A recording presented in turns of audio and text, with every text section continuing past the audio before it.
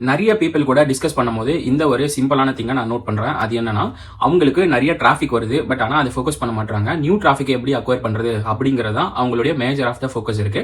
But அவங்களுக்கு வர good டிராஃபிக்கை அவங்க எதுவுமே யூட்டிலைஸ் பண்ண மாட்டாங்க. அதுக்கு டிராஃபிக் வருது, அந்த யூசர் எப்பவுமே கன்வெர்ட்டே ஆக மாட்டாங்க. அதை மறந்துட்டு நம்ம புதுசா டிராஃபிக் கொண்டு வரணும், புதுசா லேண்டிங் பேஜ் போடணும், புதுசா பிளாக் எழுதணும் அப்படிங்கறதே ஃபோக்கஸ் பண்றாங்க.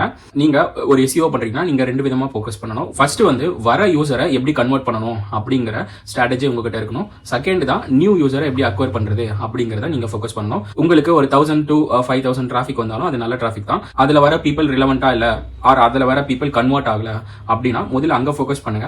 ஆல்ரெடி வர நல்ல டிராஃபிக்கை முதல்ல உங்க யூசரா கன்வெர்ட் பண்ணுங்க, அது உங்களுடைய கஸ்டமரா கன்வெர்ட் பண்ணுங்க. அது ரொம்ப ஈஸி. அப்புறமா நீங்க நியூ டிராஃபிக்கை அக்வயர் பண்றதுல ஃபோக்கஸ் பண்ணலாம். சோ உங்க ஃபோக்கஸ் ரெண்டுத்துலயுமே இருக்கணும். சோ பிரைமரியா இதை ஃபோக்கஸ் பண்ணுங்க எக்ஸிஸ்டிங் யூசரை, செகண்டரியா நியூ யூசர் அக்வயர் பண்றதுல ஃபோக்கஸ் பண்ணுங்க. பட் மெனி யூசர் என்ன பண்றாங்கன்னா எக்ஸிஸ்டிங் யூசரே மறந்துடுறாங்க, எப்படி நியூ யூசரை கொண்டு வரலாம் அப்படிங்கறதுல அவங்க ஃபோக்கஸ் இருக்கு.